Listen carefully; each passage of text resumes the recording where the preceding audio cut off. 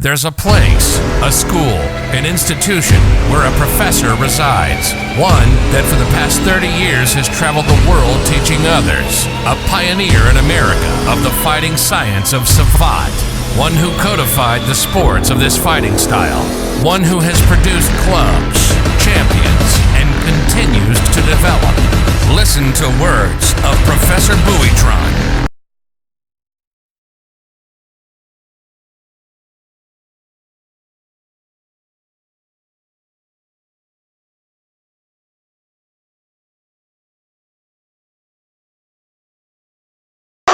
Hope you guys are doing well. This week has been one that's been kind of hectic, but going forward in a positive direction. We got a lot of things going on. We have a lot of events coming in. And the question is on, Professor, how do we do an event? How do we host an event? And what should we look for? Well, you know, we've been hosting events since I can remember. I've been involved in events not only here in the States, also in France. So I kind of was mentored in how to do events and how to plan for them and what to have. Usually the events that we had were competition events, you know, and but events can be of many forms. Number one, there's in-house events like workshops. There's workshops that we're going to bring in an instructor from out of town. There's exams like Passage de Grade and Savate. That's an event. A competition, those are also events. There's different types of events, different levels of events. In competition, is it a regional? Is it an intra-club, not an inter-club? Is it an intra-club event? Is it an inter-club event? Is it a regional event? Is it state, national, international, and so on and so forth? I'm going to show you all a program. If you can see that. That right there is a border rumble, okay? What is it? Fourth border rumble. Those were international competition. This one was on March 16, 2020. This is a brochure. We're teaching people what Savate was, had the rules. We had sponsorships. You know how much you could be inside. Back then, Congressman Cuellar was running for Congress at that time. I remember this event very, very well. The city of Laredo was supposed to be a sponsor. And guess what happened? They backed out. So you also, when you have sponsorships and stuff like that, I'll break it down. We'll go first with Congressman Cuellar. Congressman Cuellar has always been a big supporter of USA Savate, even since he was Secretary of State. Even before that, when he was Texas State Representative. He himself, a martial artist, you know, Shotokan black belt. He was very much in tune with what we were doing with Savate, with my father, with my uncle, that respect that they had, the movement forward with that in the state. When we had to go in front of the boxing commission and prove that we were a safe entity, because we did it several times. We not just didn't do it once. We did it one time in 91, we did it again in 93, we did it again in 96. That's when we had full acceptance. That's when USA Savate emerged. In 97 was when everything came through, you know, because the organization was formed in 96. Everything with the full nonprofits and so on and so forth with the IRS and everything took time, but we were already accepted by the Department of Licensing and Regulation, which is the Boxing Commission, which was back then a dear friend of mine. We became very good friends. Was the commissioner was Dickie Cole, tremendous individual. But let's talk about events. That particular event, the president of USA Savate at the time was Judge Ben Morales, and he married David Touquet and his wife here during the event, during an intermission. They came out and they got married from France. They got married here. It was an awesome event, But nonetheless, what it is to prepare for an event. Let's take a competition, okay? You have to let the organization know that governs that ahead of time. Usually it's 6 months ahead of time. And tell them, you know what, I want competition in September. I'm going to shoot for September. It's February, March, April, May, June, July, August, September. 7 months away. I want to have a competition in September.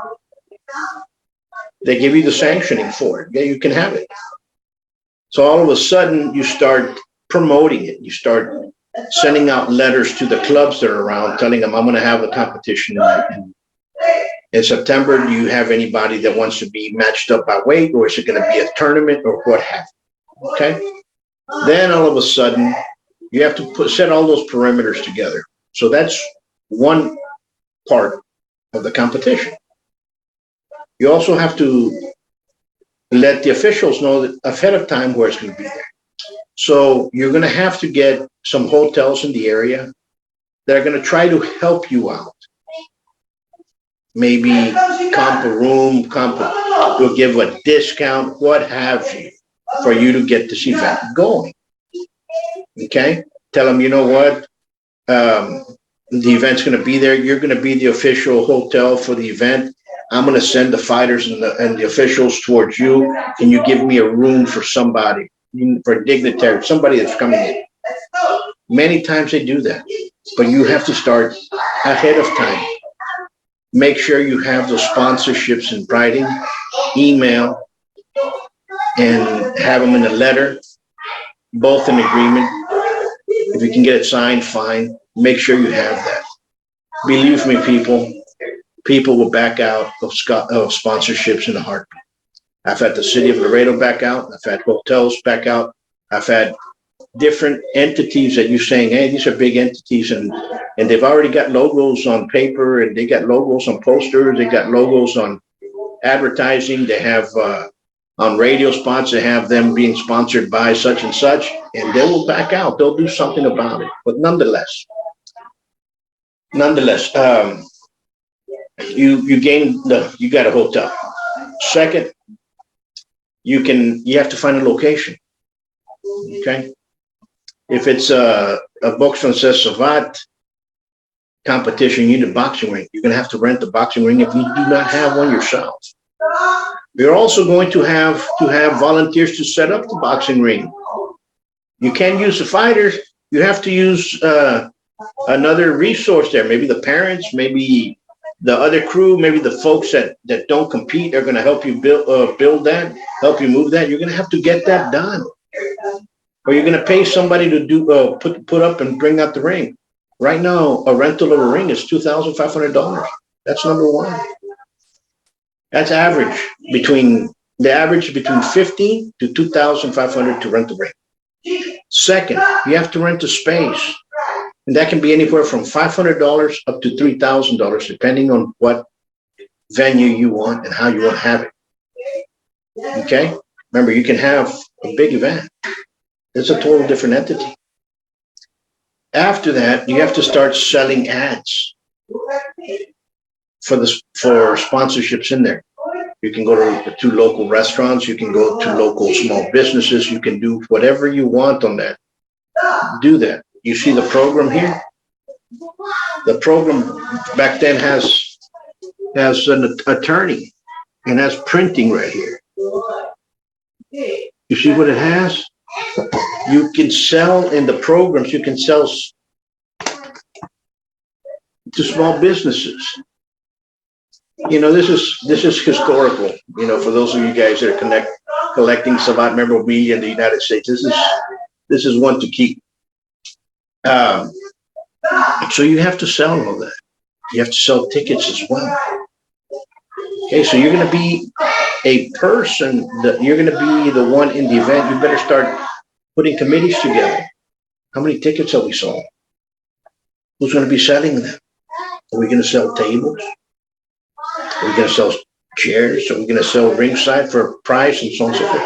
That's a Savate Boxe Française event. Now let's just go with a stick fighting event of Gentlemen's Stick Fighting Coalition. Again, you have to rent the space. You have to gain sponsorship. You have to start talking to the clubs that are willing to bring their competitors in. Understand that? Because if you just say, oh, well, we're going to have it next week, everybody just meet down here. It's going to be cool. That's the type of event you're going to have. You're going to cool. You want something that's going to be lasting, and you want something that's going to give an impression for people, for that people start coming back in. You're actually selling the product, you're selling the sport, but you're also making money for your club to be contained and moving forward. You see, that's a difference. Now let's go with an intra club. That's a tournament that's in-house. Can you have it? Yes, you can. Again, you have to tell the governing body you're going to have an intra club or an inter club or what have you. You have to get it sanctioned again. You're just not going to throw it by yourself. You're going to have to get your judges and your officials. You're going to have to get your competitors in weights and have an intra club match. Okay, a lot of karate schools do that. It's a great thing to do. Why? It gives a morale of competitiveness, but also a team effort for everybody to cheer everybody on. So, and it also helps you all and separates those that really want to go to tournaments and go into the competition route. It separates them out because they're the ones going to start asking. Not everybody wants to compete. And the worst thing you can do as a coach is force somebody to compete. They do bad, and all of a sudden you just became the bad guy. That occurs all the time. So realize that when you have an event, a competition of this level, that's for that. Now let's change the whole thing around. Let's go with a seminar. You know what? I'm going to bring in Professor Big Blue. He's going to do a seminar of Savate. Okay? He's coming in from France. Okay? Number one, plane ticket. Number two, meals and lodging. How many days is going to be here? Per diem. Find out more or less what's going to take to the cost for eating breakfast, lunch, and dinner. Multiply by the time times two, because it's going to be you and that person, or you and somebody else and that person. Multiply by that number, and multiply by the days the person is going to come in, because that's going to be part of the overhead that you're doing. Is a person that you're bringing in, is he asking for a stipend? Sometimes they say no. Sometimes they say 500. Sometimes they say 2,000. So get that up front. Why? Because you have to pay that person. That's how that person makes his living. So have that beforehand. So you divide that amongst the people you know are going to go to that event. So let's say the ticket is $1,000. You're going to be spending $300 in meals. That's already $1,300. You're going to spend, his stipend's $500. It's already $1,800. The hotel's going to be another $300. So you're talking about $2,100. You have 10 people. You divide the $210 by 10. So it's going to be roughly about $200 to $250. The entry fee for the workshop, and usually the workshops are Fridays, Saturdays, and Sundays. Okay, so usually it's between 8 to 12-hour workshops when you make an event of that stature. So when you do stuff like that, have that into accountability. Don't bring in a person from wherever, and all of a sudden you have 5 people, because you're going to be out of the money, unless that's the way you want to take it. That's fine as well. But again, plan for that. What are seminars and workshops good for? Lifting the morale and the spirit of the school, bringing in new ideas, bringing in new fellowship, bringing new spirit for people to ask questions, and so on and so forth. Always look at it that way. Folks, if you think this was beneficial to you, share it, like it, comment, ask more questions. We have a couple of excellent questions coming up, and we got some technical ones on which we'll be filming this week for everybody. So until next time, much peace, and how do we leave you? God bless, be safe, and stay healthy. Next time.